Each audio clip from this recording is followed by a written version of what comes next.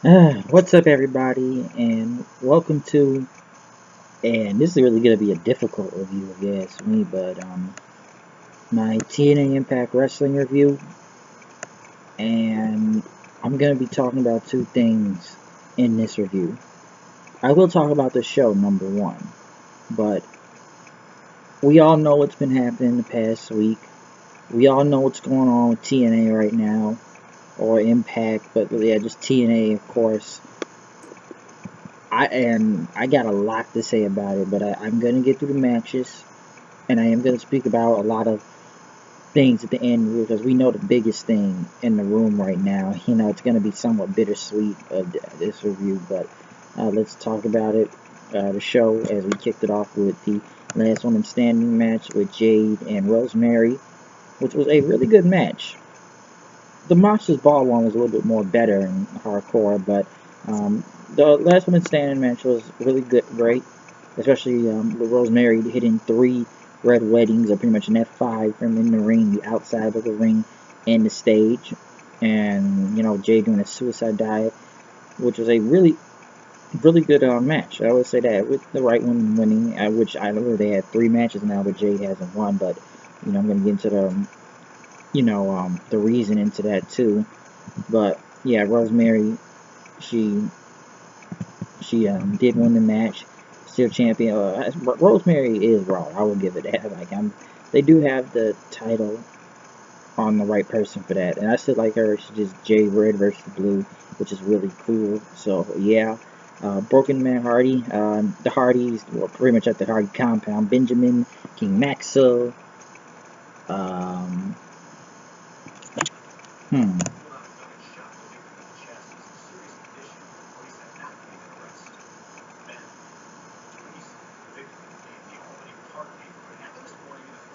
yeah, King Maxwell, Rebby, Jeff, and Matt as they were at the personal zoo, which Matt pretty much talked about his strength, and that Jeff now vessels his powers. He said Vincent Van Gogh now lives as an obsolete mule, so we must go look for the mule that Vincent Van Gogh was in. Moose was out there calling out Cody, said I don't care what club Cody is with or whatever, your grandson or plumber, or what you're in the American Nightmare though and stuff. Is you should put a bag over here because you're just a big old ugly bitch. He called out Cody until Cody pretty much attacked him from behind, pretty much coming from the crowd as they brawled with each other. Security and agents and wrestlers pretty much came out to break it out. And as they kept trying to break both of these guys up, Brandy pretty much says, we're done," and told Cody to calm down and leave. But and stuff. But as Cody pretty much tried to calm down, he grabbed Josh Matthews and threw him over the pretty much across the ground, which is insane. Which I guess that's a face move really, because Josh Matthews is supposed to be heel commentator right now, which I'm gonna get into that. Which I don't think that's going out that well, since we know why he keeps calling himself the greatest announcer all the time. And the fact that he mentioned Tony Schiavone and Jim Ross in the same sentence and say he's better than him is insane, but I guess it's part of the gimmick. And I know people are talking a lot about Josh Matthews online, but after he threw him, Moose pretty much went in the ring and dove onto Cody and everybody on the ground, which was pretty much a really hot brawl, I'll say that. So, I know they're going to be facing soon, which is most likely on taping, but live, which was last night, which was a live shot. Really thought it was gonna be, but I guess it wasn't and stuff. But I know it's gonna be a lot of changes, but we'll get into that at the end. Jesse Giles went against James Storm. Pretty much sorry match. Storm won, last call super kick and everything after the DCC did get involved in the match, so that happened. It was kind of whatever. I still don't know why they're doing this brawl, this feud. Trevor Lee went against Andrew Everett, which was a really good X Division title match, which is kind of really went back and forth. Everett is insane. I love that Frankenstein or whatever he does, like turns around, he spikes Trevor Lee's head to the ground. That's an awesome move. So I don't know. The X Division really needs to get back up there again and to feel important and stuff. So yeah, it really does, but they did have a good match. Trevor Lee did retain after dodging the shooting star press and everything. Pretty much hit the knees up on him and won the match. But Everett, that man is insane just jumping in and out of the ring. As Jeff Hardy looked for, or I mean, Brother Nero, search for Vincent Van Gogh. He did talk to a mule and told him to find a pet shark, as they were looking for him. Even spoke to the Dalai Lama, and then they teleported to the flea market, a flea market somewhere, and whatever the 7 deities brought them. At least we didn't land in a bingo hall. As they came out, the fans were chanting delete, delete, delete. And whatever event this was, I don't know where they were at. Pretty much the Hardys were there, and they wanted to see the promoter of this. And as they wanted the shot, the promoter told them, like, we already got #1 contenders, until Senior Benjamin approached and wanted to get autographs, but he tased them to the ground, taking them out. But the promoter says, like, as Matt told him, what if the challengers couldn't compete? We could have the title shot. He says, we don't have the budget to pay you and stuff. And so Jeff says, money is for marks. And the title belts, that's pretty much where it's at. And the promoter gave them a match. These guys, the tag team champions, I wish I remember the tag team titles. The MCW tag titles, they're called, as Kevin Eck, I believe some former WWE creative or something. Kevin Eck's entourage, Jeff, well, I guess Obsolete's on, which we actually got some of before match most of the time. As both Matt and Jeff went against, what are these guys' names they went against? The Kevin Eck's entourage and stuff. So they don't never show the other guys' names. I can't tell. The only people I knew was through this whole expedition of gold was Psychosis and Super Crazy. But Jeff was in the flea market, and Matt pretty much the #1 contenders pretty much fought Jeff into the flea market. There was a lot of weapons back there, as Matt had to fight in the ring. But as these guys kept beating up Jeff back there, Senior Benjamin came out there with fireworks or Roman candles and chased them out the building and kept shooting at them. Which Jeff eventually came back to the ring, and Matt and Jeff double teamed them, hitting a twist of fate and double swanton bomb on both of them, holding the MCW titles as Rebby and Vanguard won, and everyone came out to celebrate. And when he did a press conference, the Hardy Jr. teleported out of there, and one of these guys freaked out, and they brought the tag team titles back with them. Listen, I don't know how many the titles they have right now. The Hardys have the TNA tag team titles, the Mexican tag team titles, the what other tag team titles they have? The MCW titles and the Mid-Atlantic titles, which we're still hoping they get the Ring of Honor titles still too. But the Hardys are on their expedition of gold right now, so they're taking everything. Moose was tending to his arm until Drew Galloway showed up. He said, I'm going to give you a shot tonight for the Impact Grand Championship. It gave him like 5 or 10 minutes to get ready.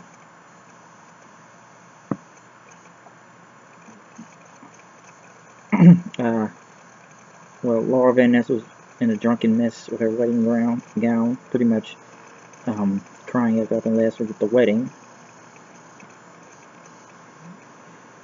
Next, Drew Galloway versus Moose for the Impact Grand Championship, which is a really good match. Which really kind of, the decision was kind of dramatic at the end, as Galloway did hit the the Claymore kick, and Moose hit the Game Changer. But some people didn't, a lot of people didn't sell because they kept hitting a lot of finishers on each other and stuff. But most of the time, but Moose was able to win via split decision, which was a really good match, I will say that. But Moose did win the title. But I don't know, Matthews was being heel also through this whole match after Moose won the belt. Lashley went against Josh Barnett, Bobby Lashley, for the TNA Grand Champion. When I say TNA Grand Champion, for the TNA title, which the main event, I don't know. This was a somewhat good match. I don't know if the crowd was into it that much, but Bobby Lashley did win.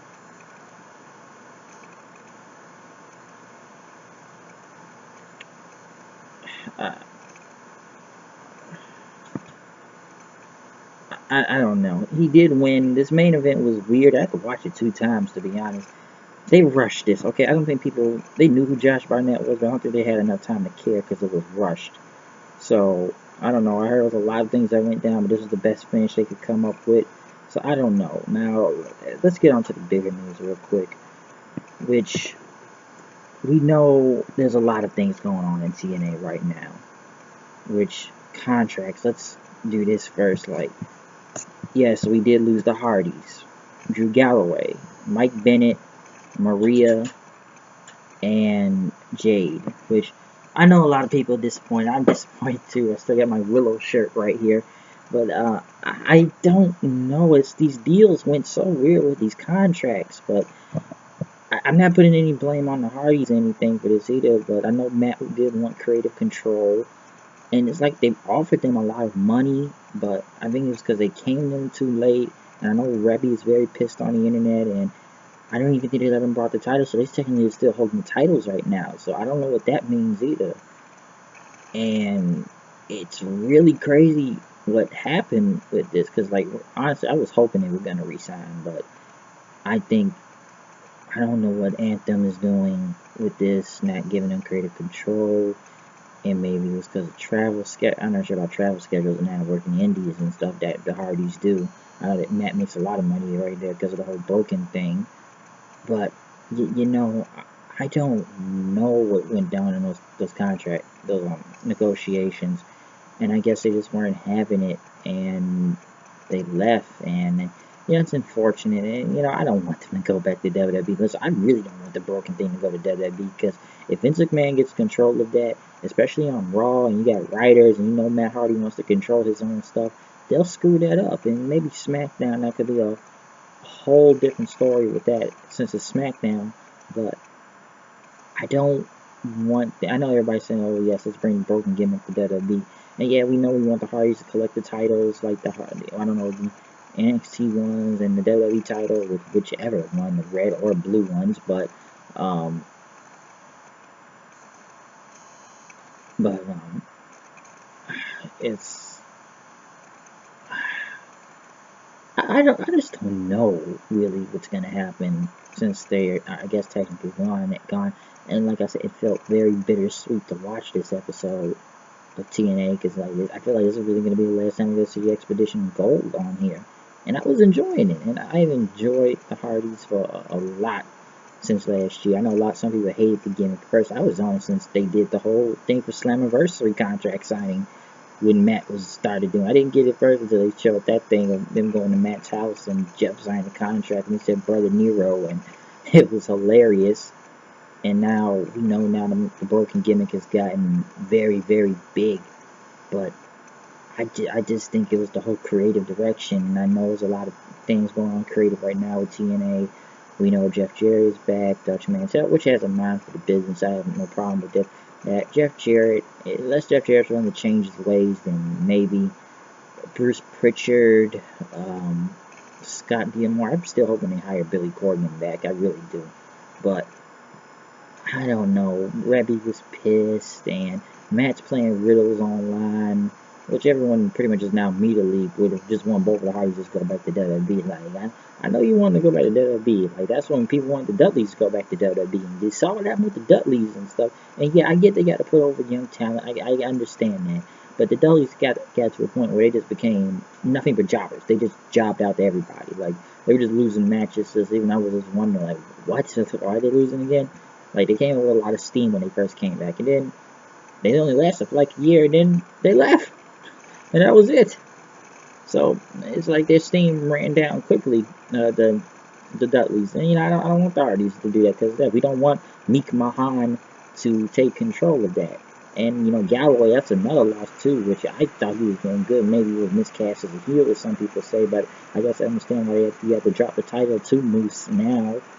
Because his thing, I think Galloway came out and said they did offer him a lot of money, great deal for his contract. But he said they came to him probably a week late, maybe. It was too little, too late. And I guess Galloway wants to still do his bookings in the UK and stuff. Do I still hope Drew Galloway will come back one day? Yeah, because that guy is great. I think Galloway is really reinventing himself, especially being TNA almost for the past 2 years now. I was actually surprised when I heard he left too. And Jade's contract is still in the air, which I guess they said she didn't resign, so I guess that's why she lost, and she's a great talent. You know, people saying they're going to be going all to NXT now. We don't know where they're going to go. We don't know if they can make them a new deal in that and everything, so we don't even know that. Mike Bennett and Maria is a loss, because I guess this now ends the whole alley thing, and I don't know what happened, like, because his name with Bennett and Maria. First they said Bennett and Maria resigned. Now they're saying they left, and I'm sitting there like, what? So it's like TNA suffered a lot of losses right now. But then I didn't read any spoilers from the tapings. Really, I'm not reading anything. All I can say is what somebody told me that was actually there. There was a lot of new talent showcased. I know there were some shoots going on and stuff, and I don't know what everybody's saying. It's just Impact Wrestling now, which at least they, and we know they have, and I'll give TNA another thing. If, you know, they want to say it's Anthem, whatever this is, I hope it's not that good before it's bullshit, but at least TNA does have a Spike TV deal in the UK, so they were going on Challenge TV at first, but since they lost that TV deal, they are on Spike. Now they can get Spike TV back in the US and get off Pop TV, so you actually can get some ratings back on Spike TV. Then hey, maybe maybe that'll be better then if you can get that, because some people said Dixie Carter did cause that, and I heard there was a lot of Dixie Carter, whatever, burial, whatever, but I just heard there was a lot of young talent showcase. I heard there was a return. I don't know who, because I don't want to read about it, and you know, there's still rumors here and there and stuff, but yeah, it's a lot of changes going on, and like I said, it felt like a bittersweet episode. I know there's supposed to be a new set and everything for TNA, and more people in the crowd or something like that. I don't know what's gonna go down. All right, I wasn't there, and I'm gonna have to find out next week. But you know, I was very disappointed when I heard the Hardy Boys did not resign, and I am gonna miss the broken gimmick, and it was very fun to watch in TNA, and it made people come back and watch every week. Did it get hokey sometime? Or maybe a little, but come on, you had the Great War, you had the Final Deletion, you had Delete or Decay, you had Total Nonstop Deletion. That was 2 hours there, folks. Total Nonstop Deletion. And you know, I really do hope they can still come up with another deal. I don't know, but Jeff Jarrett needs to get his head in the game or something. If you want to bring new talent in, it's almost like a lost game. Like we lost people, but then we gained. But if I were Jarrett, though, I get my head in the game and get the Hardys back on here. In fact, I get all those guys back here. Like I mix it up and everything. I know people say it's moving into a new era now. I know Anthem has money, but just ooh, it's just I guess we're creative and everything, and Matt, it's like if Matt's not getting control, like you can't trust these guys because Matt has to control his own character. And I still want Billy Corgan back too, but I don't know what's gonna happen. And losing the Hardys, I don't even know what's gonna happen with the tag team titles. I don't know what's gonna happen with a lot of these titles really. But the tag teams are literally now in the air. Technically, the Hardy Boys are still the TNA Tag Team Champions. And we don't know what happened with Jeff. We don't know what happened with Matt. I know it's still going against the Young Bucks and Ring of Honor. People think Matt and Jeff are going to go back to WWE because Matt, some people say Matt doesn't have to do the broken gimmick in WWE because we know they'll mess that up. They just may have to come back as regular Matt and Jeff Hardy Boy Team Extreme whatever then. And stuff, which, like I said, and people say, you know, like, well, I want to see the Hardys, the Hardys come back to WWE. And I said, if you want to watch the Hardys so bad, why weren't you just watching them in TNA if you like them that much now? Like, and everything, like, oh, I'm mean, watching them in WWE, like, that's what I don't understand, like, if you were a fan of Hardy Boys that much, why didn't you watch them in TNA while they were there? But now it's like, everyone, like, immediately just says, go back to WWE, go back to WWE, go back to WWE, WWE, yeah, he's WWE bound, he's going back to WWE, and they're both of them, like, we don't know what the Hardys are going to do, and like I said, I don't think Matt Hardy wants anybody controlling his gimmick, alright, he doesn't want nobody, alright, no one controlling it, and leaving Meek Mahan in control of that, and these writers that know nothing, and we know how raw it is and how bad that show is, and do you really want them to go back there? Jeff, I guess they'll maybe let Jeff, which I heard nothing from the Hardy Boys, alright? It's like I said earlier, Matt is just going to keep playing riddles with us online. You have heard nothing from Jeff Hardy, Brother Nero, so I don't know, and Jeff was a TNA for a long time, like really. So some people wanted the WWE trust him because of the whole, yeah, you know, he's had a lot of drug problems in the past. He can't even leave the country, I believe. People say go to New Japan or in the UK. I don't think Hardy can even leave. Come on, you know, throughout the many years, every time TNA's went to the UK, there was always some injury angle going where to take out Jeff Hardy, and because he couldn't go there, and then when they come back to the US, then they can when they come back to the US and everything, then they can, you know, how can I say, bring him back on TV then. But it's like people, some say are gonna go with the whole statement, never say never. It's like I said before, if Anthem or anyone back there is smart, you get the Hardy Boys back right now. Or give them a new deal, give them something. Just let Matt have the creative control. Get half these guys back. I don't know what went down from tapings. And I'm not gonna read anything, and I'm gonna watch the show next week. But like, just we not watched that episode now last night on the show, just reviewing it. It just feels bittersweet because, you know, some of these guys won't be in no more, and it really sucks that the Hardys have to go. It really does suck, but I don't know what's gonna happen. Yeah, if we want to bring in new talent, I'm fine with that. Let's get these guys' their names known out here.